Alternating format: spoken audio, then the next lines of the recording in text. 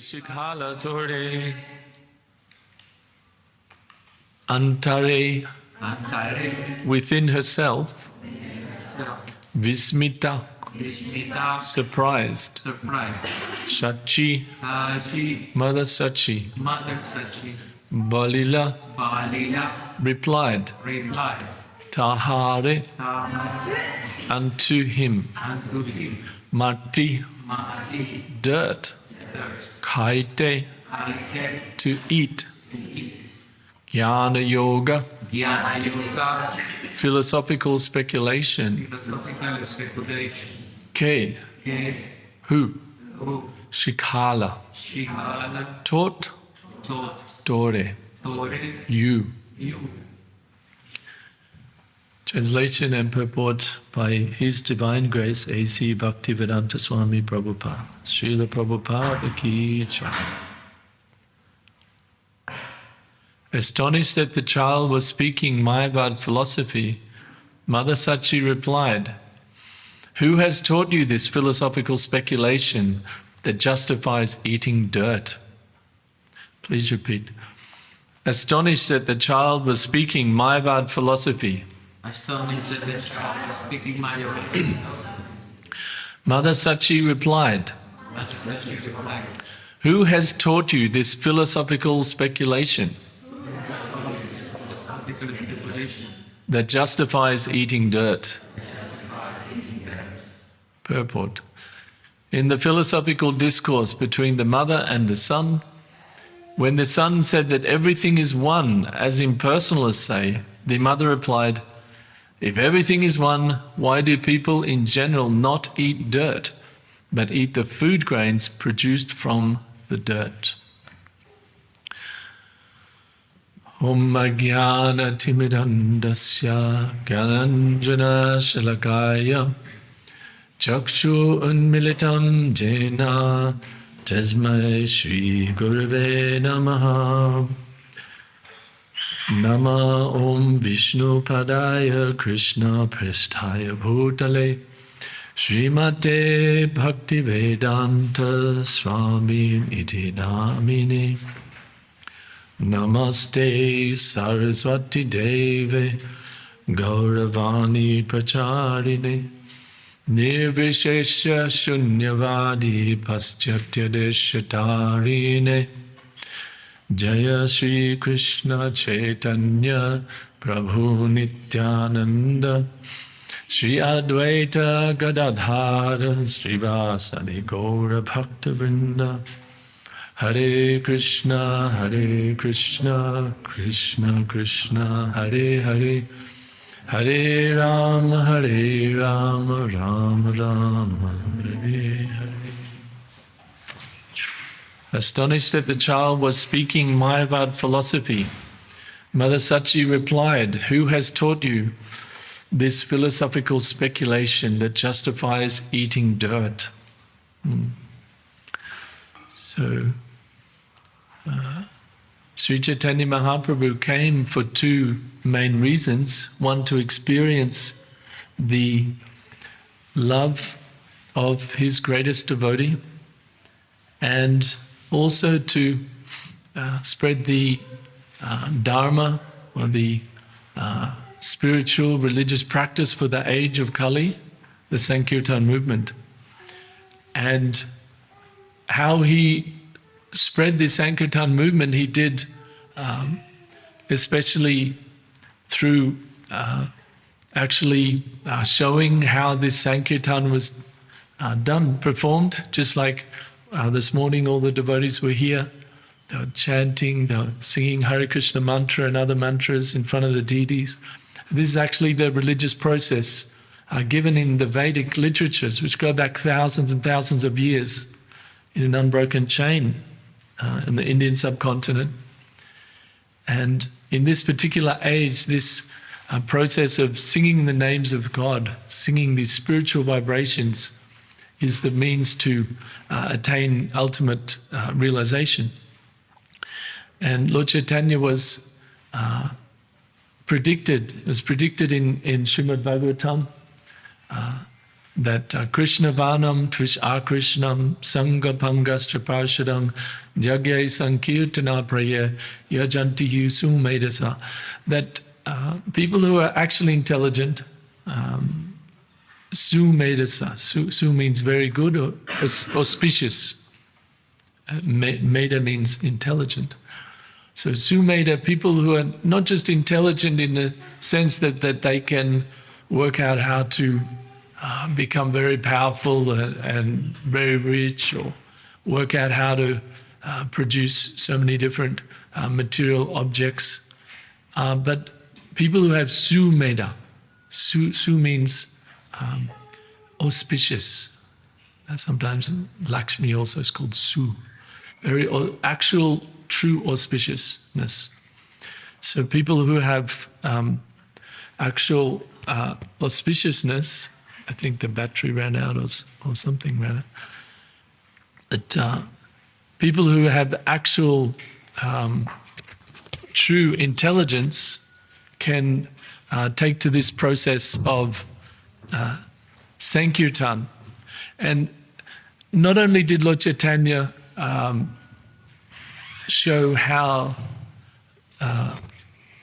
so not only did Lord Caitanya show how to perform the Sankirtan by chanting with instruments or even just clapping, whatever, but singing these names of God, he also gave the philosophy. He also gave the understanding that one needs to attain the highest spiritual self-realization. And from a very young age, and in fact the Lord here is still a child, he's a very young boy, but he's covering these philosophical points of the bhakti tradition. What is the philosophical understanding by which one can because if one doesn't have the right understanding, if somebody thinks in a certain way, just like when you go to medical college to become a doctor, something like that, you have the practical application of how to do the surgery and everything, but then you have the proper understanding, the proper mindset. So in a spiritual life, in spiritual advancement, this is very, very important. And here, Lord Caitanya is giving what is the understanding of, in the bhakti tradition of the Vaishnava, the devotees, compared to what is termed impersonalists or Mayavadis. Okay, so what is this Mayavad philosophy? Sachimata's saying here, she was astonished that the child was speaking Mayavada philosophy. So what is Mayavad? What does it mean? So Maya means illusion. That's one meaning of Maya, illusion. And Vada means a type of philosophy. So the Mayavada philosophy means that philosophy that says everything that you see, everything that has variety, that has form, that has personality, that's all simply illusion. The only reality is just undifferentiated, just pure spiritual oneness, like light, like Brahman, right? So this is a very most common philosophy, right? In India, actually, this is the most common philosophy, right? And this philosophy is backed up by interpreting the Vedic knowledge, the scriptures, in a certain way. And this philosophy, when you first look at it, you might think, oh, what's the big deal? What does it matter if we think that the ultimate truth is just, impersonal, it's just energy, and we all merge back into that energy? What's wrong with that? That's true, isn't it? Isn't that what all religions are saying? Right? If we look at Buddhism, basically they're saying that. Right? If we look at all the Vedantic traditions from India, they're all saying that. But for Lord Caitanya and for all the followers of bhakti, the bhakti tradition, the tradition of devotion, it's a very big deal. It's a very big deal. And the reason is that if we have the understanding that the Supreme is just a formless nothing, or formless or nothing, either one, and we merge into that's the perfection, that's actually stopping, that's stopping, what is it stopping? Any idea? What does that stop? If that's the perfection, what's the problem with that? Nothing. Either nothing or just a formless. If that's the goal, if that's the impersonal goal, what does that stop? What does that leave out? We can't develop a relationship with Relationship, yes, relationship. Love, yes, love, right? So we might think, and you'll see that followers or proponents of the Mayavadi or impersonal philosophy, they talk about love and they say, oh yes, bhakti is very helpful on this path. There must be some bhakti, and they'll talk about things in that way, right? They'll talk about that. Oh, this is devotional, love is important. But then at the end result, they say, oh, but it's all just illusion. Now, why would this philosophy be attractive? Why would someone be attracted to this? no authority. No authority? No responsibility. No responsibility? Relationships are? Hard. Relationships are hard. Yeah, very good. Right? Relationships are hard in the world. So people think relationships are hard, so how will I solve this problem? Oh, no relationships, right? Relationship means suffering. It's a kind of a, what do you call it? Psychological, what is it called? When somebody has there's some kind of bad situation, like someone when they're young, right? They almost drown, right? And trauma. It's say somebody almost drowns in a lake, and that lake smells like moss or something. And you'll see later in life, they smell that, they associate. Oh, that smell means suffering. So they have that. So people have the association of relationship means suffering, right? So they think if I take away all the relationship, I'll take away all the suffering, right? Yeah, very important. And what was yours, Radha? Sorry, you both talked over. No accountability or commitment, so the relationship related. Yeah. Not wanting to commit to that relationship. Yeah, so that makes it very attractive. We're talking here about what makes this philosophy attractive, right? What makes the philosophy of that the supreme perfection is just a void that we just kind of like merge into. We just kind of melt, maybe like the wax museum, Madame Tussauds or whatever. Enough, there's too much heat and the guy just melts. So we just kind of melt into God and we don't exist anymore. No suffering relationship, no accountability, nothing like that, right? Why else is it attractive? Why else is this an attractive proposition for people on the spiritual path? Become one with God. What does that mean? Why is that attractive? Now here's so many hassles, no? We have to run the whole universe and everything. No? Why do people like that idea? They say, oh, you become one with God, you'll become God.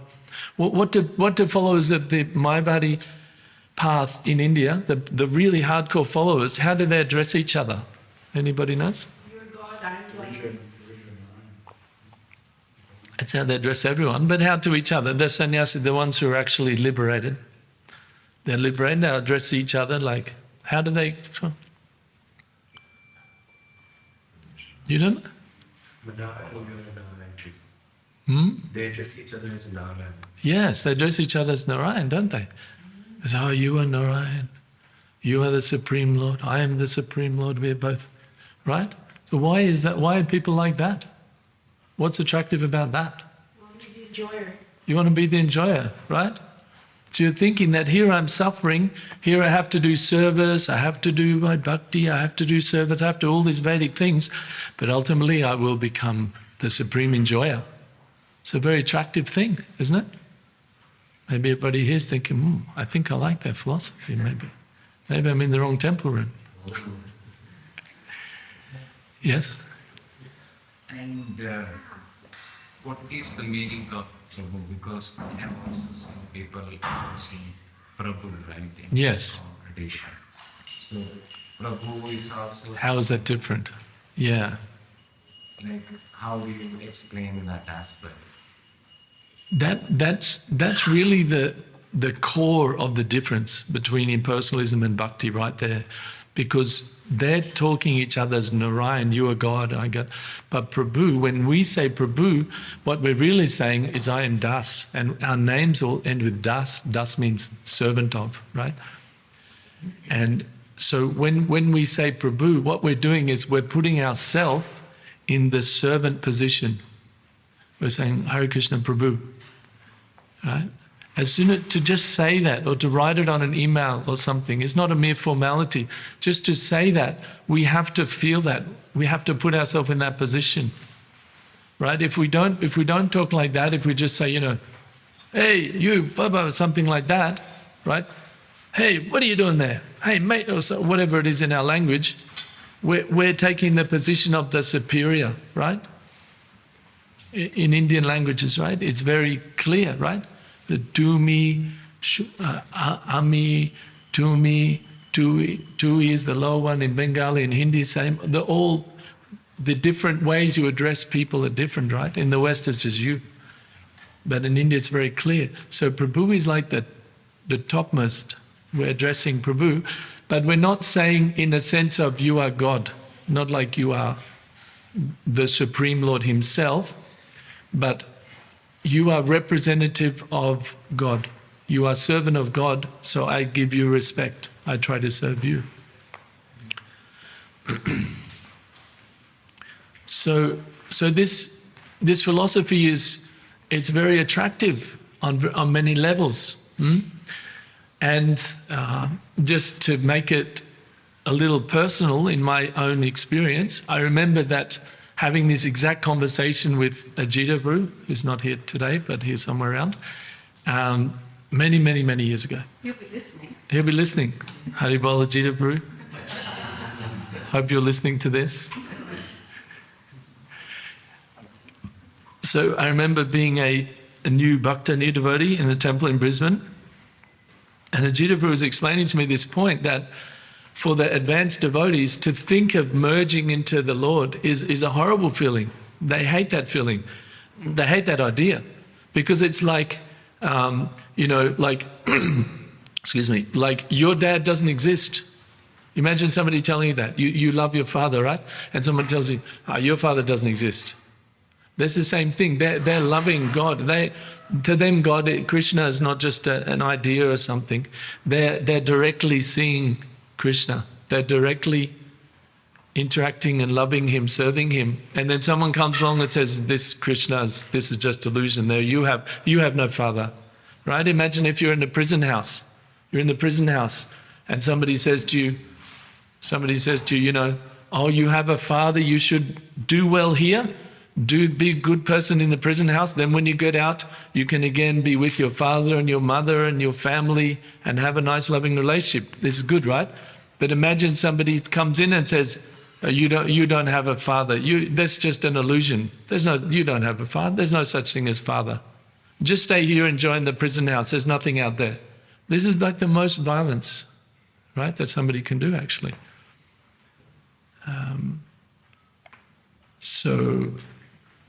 So I remember HG Deva Gaura saying that to me, and at the time I was kind of thought, oh, okay.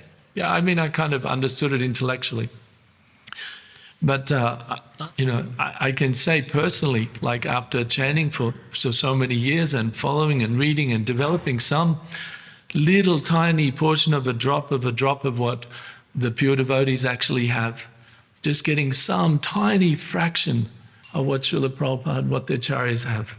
Tiny, not even a drop, just some condensation of the drop. Maybe some little, what do you call that mist when the water, not even the water, just a little bit of evaporation. Yeah, like we're just getting, maybe even just tiny perception of that. We also feel the same way. When we hear people giving this Mayavadi philosophy, we feel we just feel it's very empty. We feel that is very empty, what they're talking about. You know, that they're talking about, the ultimate is this, and they talk about so many ways. The ultimate is merging into, getting free from all alcohol, merging into that. But when you have a tiny touch of bhakti, of Krishna's love, of coming from parampara, then you'll feel yourself, wow, this is nothing. This is empty. What they're talking is a great, great thing is nothing. There's one devotee, one great devotee called Haridas Thakur. He's actually the Namacharya, he said. And he was born in a Muslim family.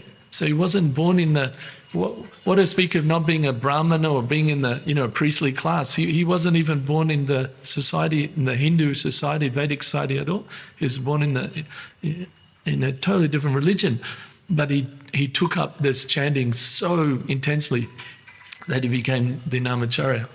And he was once in an assembly of two great landowners called Govardhan and Hiranya Majumdar. And this Govardhan Majumdar is actually, Govardhan or Hiranya was the father of Raghunath Das Goswami, right? But they knew Haridas Thakur a long time before that, and Advaitacharya, long time before, when Raghunath Das was just a boy, and he used to sit there and he'd hear Haridas Thakur giving talks about bhakti, about devotion to Krishna, devotion to God. He'd hear about that as a boy. And later on, of course, he became a great devotee. He's an eternally liberated soul, but he became one of the 6 Goswamis of Vrindavan, right? But once in this assembly, Hiranya Govardhan Majumdar, Haridas Thakur was saying that this idea that the impersonalists and the Mayavadis and the general religionists of the world had this idea of salvation, that we'll get free from all these troubles, just like you're saying, relationships are so hard, all these things are so difficult. So generally people think that's the goal, right? To get free from all this. We're so many troubles, we have to pay the rent, we have to pay the bills, and this, this family member wants this of us, the other one wants that of us, and this and that, and then our boss wants this, and we're working so hard, and just so much trouble, right, to maintain something in this world. So in the religions, they'll say, you get free from that. Not just free from all the troubles, but free from all of the pains, right, everything. Like when you have some pain in the hand or something, and you go to the doctor and he gives you something and it cures it, you feel so relieved. Or you have a toothache, you go to the dentist, they give it feels so relieving, right? But imagine like every single pain of the mind and the body, everything. Imagine all of the mental stress, all of the issues like, what am I meant to be doing with my life? Or all of these things, all the bodily, whatever.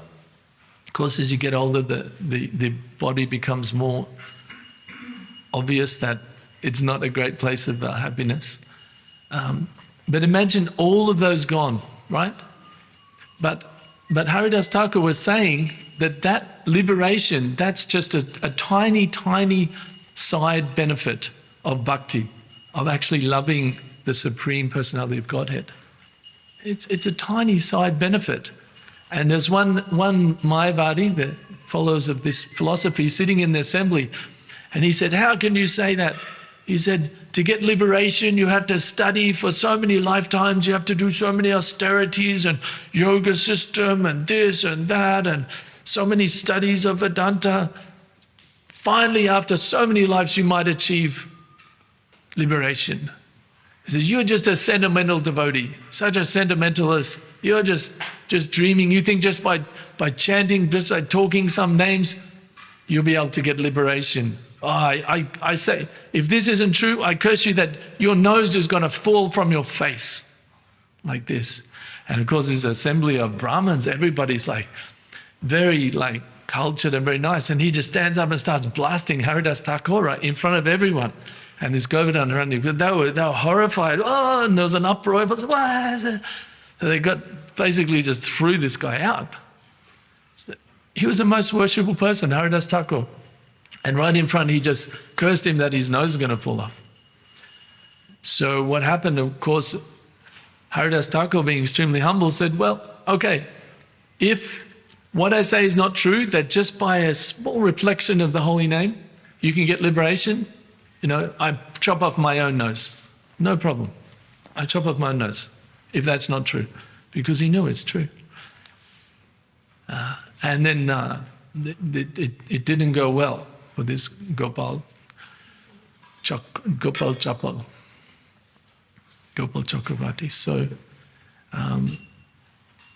So like this, the whole idea of liberation, which is like the goal of all religions, for the bhaktas, for the devotees who are in love with Krishna, it's just such a tiny, insignificant detail. It just comes automatically. Right? It just comes automatically. Krishna says, Mam chayo vyabhicharena bhakti yogena sevate sa gunan samatidhyaitam brahma bhuyaya kalpate. He says that by performing devotional service, Mam chayo vyabhicharena bhakti yogena sevate, by doing bhakti yoga service, sa guna samati, the gunas, these modes of nature, the goodness, passion, ignorance that are binding us to this world, Brahma Bhuyaya Kalpate, one attains Brahman, one gets free from all them by performing this devotional service. It's a side benefit. It's a side benefit of bhakti.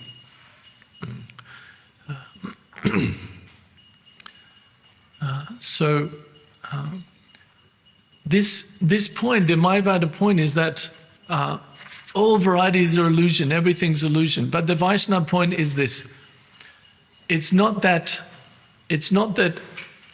there's just one spiritual energy and then everything else is illusion. It's not that. It's that this spiritual energy can be transformed, right? It's a philosophical point. Jammadhyasya yataha. This is Vedanta Sutra, the beginning, that everything is coming from the Supreme and that energy is transformed into other things. So Mother Sachi is saying that. She's saying, why do you have this philosophy that everything's the same, therefore I can eat dirt? The Lord Caitanya, he was giving this, right? Very nice instruction. So if everything is one, all is one, then I'll just eat the dirt. She's saying, no, it's not one. There is a supreme source, but it's transformed, right? That dirt transforms into vegetables and you can eat the vegetables. So Krishna, this is a very, very different way of looking at the world. There is a supreme source, but it has energies. It has its own energies. And Krishna gives in Gita, Bhumi apo nalo vayu kamano buddhi evacha ahankara etiyame bina prakriti ashtada. He says earth, water, fire, air, ether, mind, intelligence, and false ego. He says these are all my separated material energies. They're material energies, that this whole world is made up, combination of these, right? But next verse he says, apariyamitas twanyam prakritim vidi me param. Jiva bhuta mahabaho yayidam darite jagat. He says, but above these energies, above these material energies, there is another energy, apariyam. Above that, apariyam itasonam, prakritim, energy, vidhi, know, me, my, param, superior. He says, so know that above these energies, all the materials, there's my other energy, superior energy, jiva bhuta mahabaho. So he's saying that this jiva, who we are, like we are all jiva, right? We have different body, covering, mind, everything, but the soul, who are we, right? If jiva leaves, then body's lying down, right? No life, you can't talk to them, right? The jiva is the soul, is the person, right? That's jiva. So Krishna's explaining this point in Gita, that it's not just there's just an undifferentiated nothing. He said, no. He said there's different categories of energies. There's material energies and then there's spiritual energies. And the jivas are a type of spiritual energy. So we are an actual energy of the Supreme, right? So Lord Chaitanya summed this up in his teachings to Rupa and Sanatan. in one verse, right? Jivara Surupa hai, Krishnera Nitya Das. Krishna also says in Gita very clearly, he says, Mama evam sho jiva loke, jiva bhuta sanatana, right? He says, Mama eva amsha. Amsha means a part, right? Amsha is like a particle. Like the sunshine is the energy, it has amsha, it has little particles. So Mama, my, eva, certainly, amsha. Mama eva amsho jiva loke, jiva bhuta sanatana, right? He says that these jivas, they're my amsha, they're my part. They're part of him, right? So how can this is not explainable. You can't explain this in a way, right? Or impersonal way. No, he's saying they are his energy. He's not saying they're him. He's not saying the jiva is me, there's no difference. No, he's saying this is my part. Just like if you say, my computer or my bicycle or something, that's saying there's you and the bicycle is different, right? So he says, Mama eva amsho. These are my amshas. These are separate. They're different from me. He's saying that. These are my parts, right? They're not all the same. And the difficulty with the philosophy of saying that the Supreme is all, and the Supreme has decided to come into this world, is that if we are all God, right, how do we forget that we are God? If we are all God, there's no difference, there's no super soul and soul, there's no difference. If there's no difference, we're all God, how do we forget? Is everybody here in pure spiritual bliss 24/7, day in, day out? Is everybody? Is everybody on the platform of God? Well, this side of the room saying no. I don't know. Some maybe you're not so sure. Maybe, maybe, but we're not, right? So if we are, if we, as they say, if we are God, right? Well, how do we forget that? How do we forget that? If we're the all-knowing Spirit, how do we forget that? Right? And why come down? Srila Prabhupada asked one very senior devotee to go to meet the head of a very prominent temple in India. That's one of the few temples that still to this day doesn't allow Hare Krishna devotees that weren't born in India to come in the temple, right? A very, very famous temple in India. Prabhupada sent one of his devotees there to talk to the head priest and say, these are followers of Caitanya Mahaprabhu. Caitanya Mahaprabhu had his pastimes in this very temple, and they're his followers. Why won't you let them come and have darshan? And the head priest of this temple said that, yes, they're welcome to come, no problem. No problem. They just need to take birth as a Hindu, and then they can come in the temple. That was his answer. So this devotee said, well, I can see that you're worshipping Krishna. He had some Krishna deities, very nice. He said, yes, I'm worshipping Radha Krishna, but actually the higher understanding is I'm worshipping myself, he said. So Radha and Krishna is no difference, the same. And this devotee said that, well, but the Krishna, he's very young and beautiful, and to me it looks like you're getting old. And he said, this is just my pastime. This is my pastime. Actually, I'm the Supreme, and this is my pastime, to come down here and suffer and get old. So he said, well, it's not a very good pastime. Krishna's pastimes are full of bliss, but your pastime. So this is the actual, this is, if we follow this philosophy right through, you're God, everybody's God. Why are you suffering? Why are you suffering if you're God? No, you're not God. You never were God. You're not God now, and you're never gonna be God. Right? And they say that the humility is their path. How is humility the path if you think that you are God? This is the most unhumble thing you can think. Oh, I'm going to be God. We are such a tiny fragment. If we cease to exist today, how would this world change? Is the sun not going to come up? Is one single thing different? There might be a few people. There might be a few people in our family that shed a few tears. Oh, this guy, he was supporting me, now he's gone. Oh, what a bummer. Right? There might be a little ceremony that they hold in the temple. But after a year, after 5 years, really, just think about this for a minute.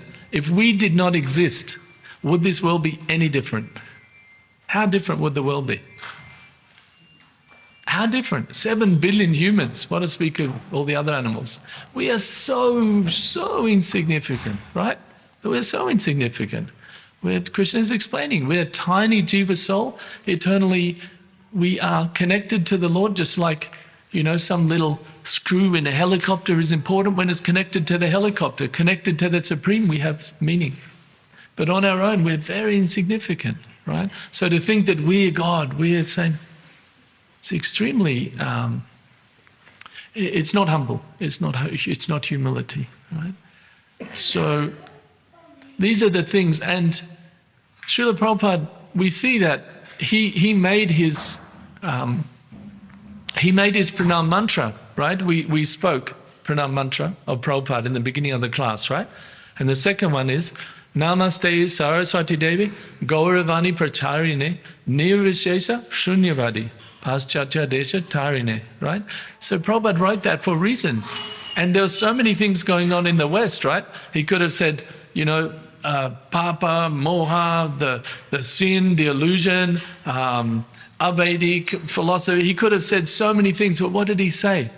He said Nirvishesha and Shunyavadi. Paschatya Desh. The Paschatya Desh, the Western countries, are filled with this idea.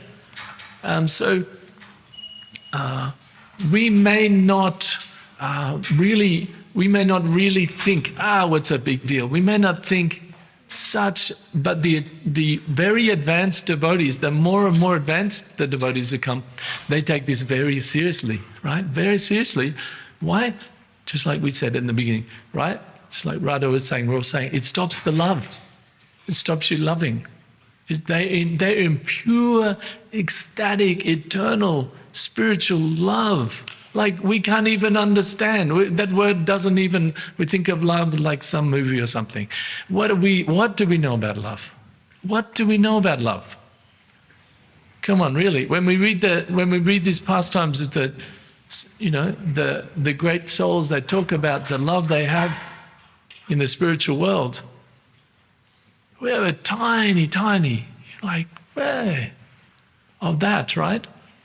So when they hear this philosophy, it's horrible.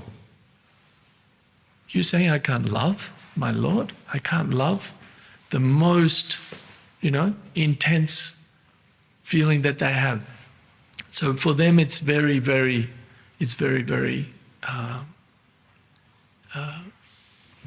important to make this distinction. And Lord Chaitanya went so far as to say that if one hears that Mayavadi philosophy, Mayavadi Bhashushunile, Savahoyanash, then all bhakti is lost. All the bhakti yoga, the devotion that we are trying to develop through serving Krishna, through chanting his names, by serving devotees, all these things, it can all be lost, right? So he said he deemed it extremely important. And as we go along, we'll see. And if a religion, Prabhupada said, a religion is something that teaches you how to know and love God, right? How to know God and how to love him. That's religion. So if the religion doesn't have an idea of a personal God, they may not know exactly what he looks like and everything like this, but still, if it completely takes out, so if it's formless, to know him is destroyed, right? Because there's no question of knowing someone if there's just an energy, right? It's just the energy. Like someone that runs a big company, you can say, I'd like to know them, but I just see their company, just their energy. You don't never know the person. So that's what it's like. So to know him, you can't know him, and then you can't love him. So these are the two big differences in Indian philosophy from eternity, basically. People who follow this idea that God, the Supreme, is just a formless thing. We'll merge into that. We'll get free from all this stuff and just, we won't exist anymore, right? Or the ones who say, no, we want to love eternally. And we like to follow that. We want to love eternally. It's a pretty big difference, right? Either not existing at all or loving eternally in full bliss.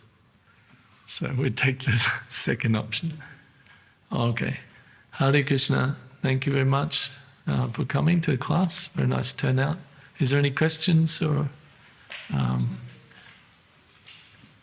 Just want to say I don't have any qualification to sit here except to try to repeat what Srila Prabhupada and my spiritual master and the acharyas in succession have given, because that's liberated knowledge. It's knowledge beyond this material confines. And when we explain that knowledge, when we repeat that knowledge, only then it can have any effect in bhakti, right? But not by our own, at least not by mine. So you have a question? Thanks for the class, really good. You said that like being free of the miseries of the world and the turbulence is a small part of liberation. What are the other benefits or negative aspects of liberation? Can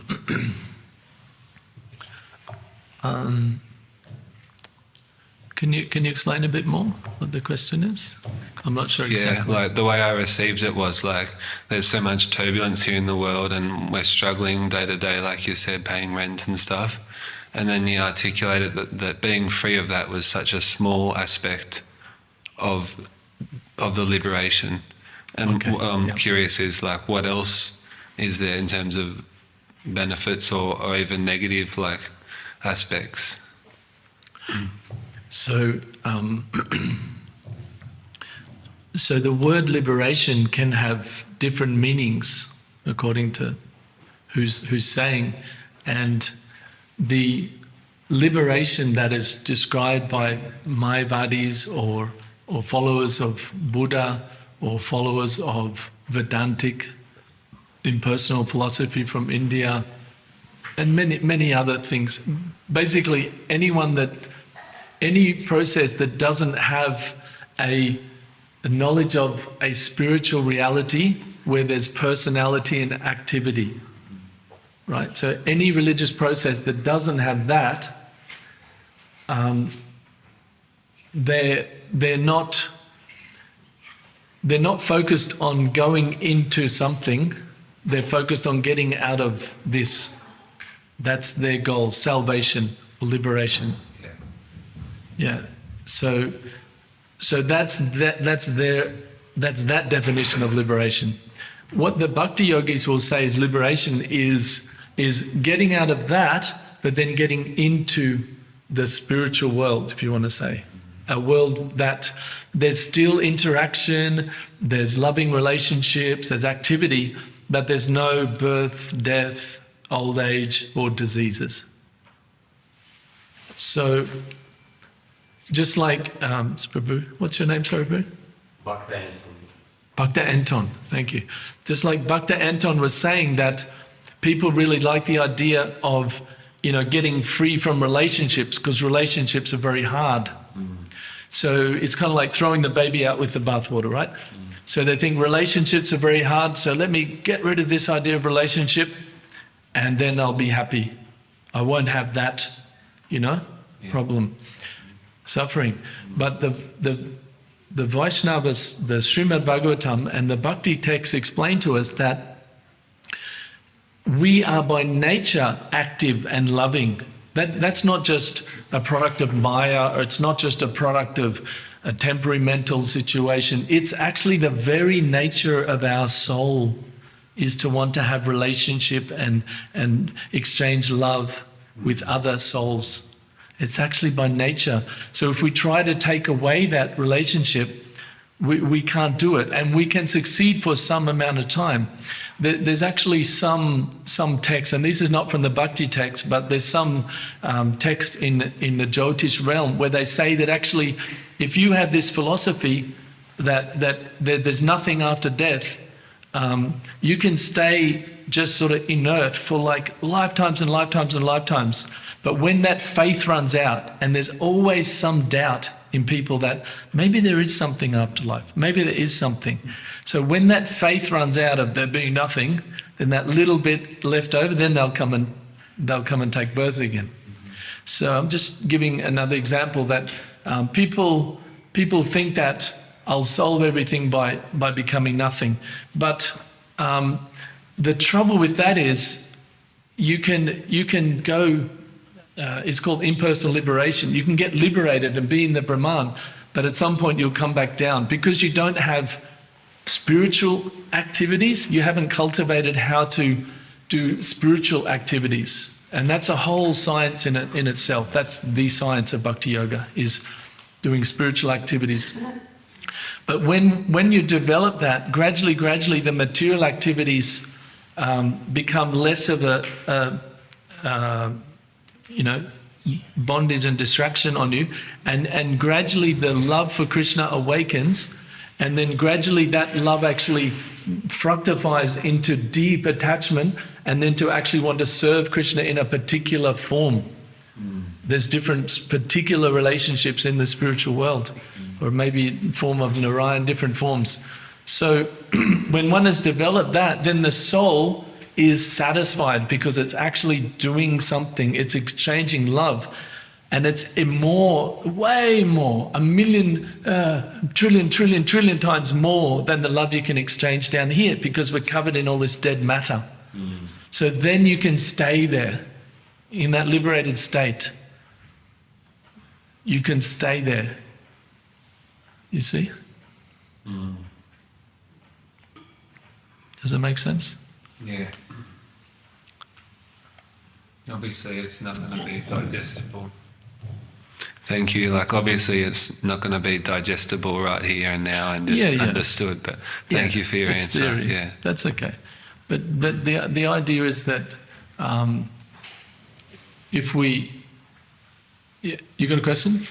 I'll make a comment. Oh, okay. Okay. Yeah. We can't digest all at once, but we can understand in principle or in theory, intellectually. simplified. Intellectually, we can understand that. Yeah.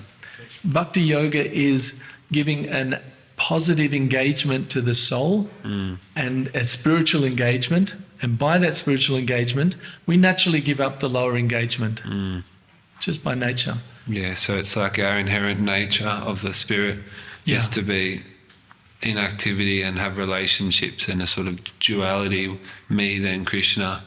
So even like in that framework, liberation, you're still das to Krishna.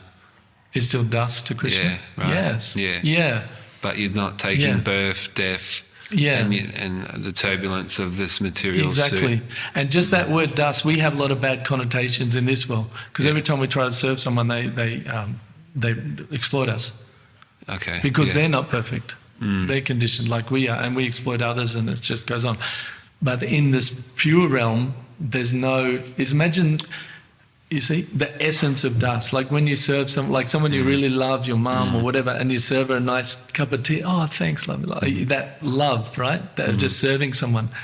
So just imagine just that pure love with none of the other things that are covering of the material world. So we remain dust, servant to Krishna. But if you read what the great teachers who are who are entering into that spiritual world, how they describe it, it's indescribable bliss to serve Krishna. You see, so it's not like a servant of this world.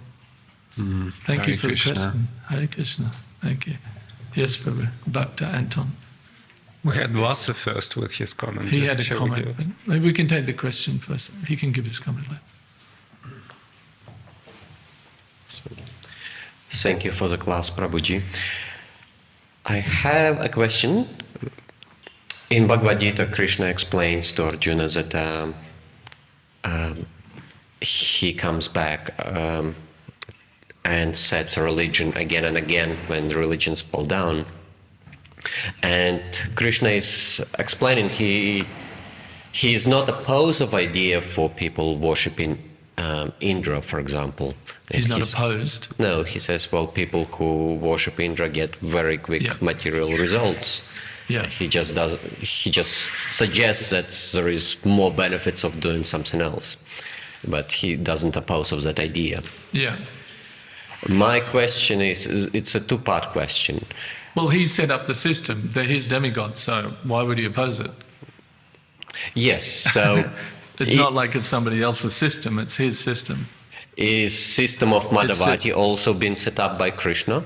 His what, sorry? System of Mayavati Oh, yeah, the philosophy. also Yes. set up by Krishna. Yes, definitely. Yeah. And there is also benefit. Naham Prakasha Sarvasa Yogama. He says that if people want to be, in illusion and forget me, then I give Yaya Tamam Prapadante Tamstateva Bhajamyaham. So he's perfectly reciprocating with everyone. And there is also a benefit to be reached by following that. There's some benefit, like in the beginning especially, then one can become, sense-controlled, austere, learn how to follow a path, all those things, they're positive, yeah.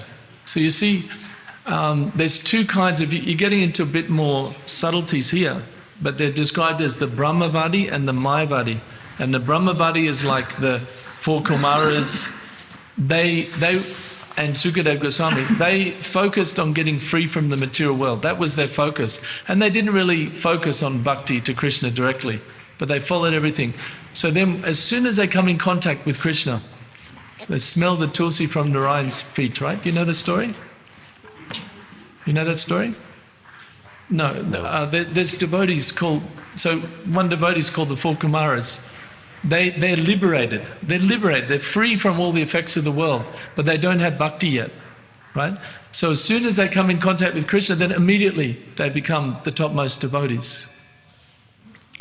So if one is following an impersonal path, but just puts the idea of a personal God, just puts it to one side and says, I don't really know. I'm just focusing on this, the yoga, the niyama, the yama, niyama, how to chant the mantras and get free from the world. That's a good thing. But ultimately, Krishna says that these modes of nature, goodness, passion, and ignorance, they're always in competition. So one might come to pure goodness, but if he doesn't actually liberate himself or herself and go to the spiritual world, then they'll get re-implicated in the material modes. So it can help, but it's not the ultimate solution. According to Srimad Bhagavatam, without developing pure love for God, then you can't enter into the spiritual realm. And until you enter into the spiritual realm in service, there's always a chance you'll be attracted to come back to this material world with all its issues. Yeah. Thank you, Prabhu. That's a good answer. That's a question. Thank you. Okay. Awesome. All right. Thank you very much. Jai Srila Prabhupada ki jai. Thank you very much.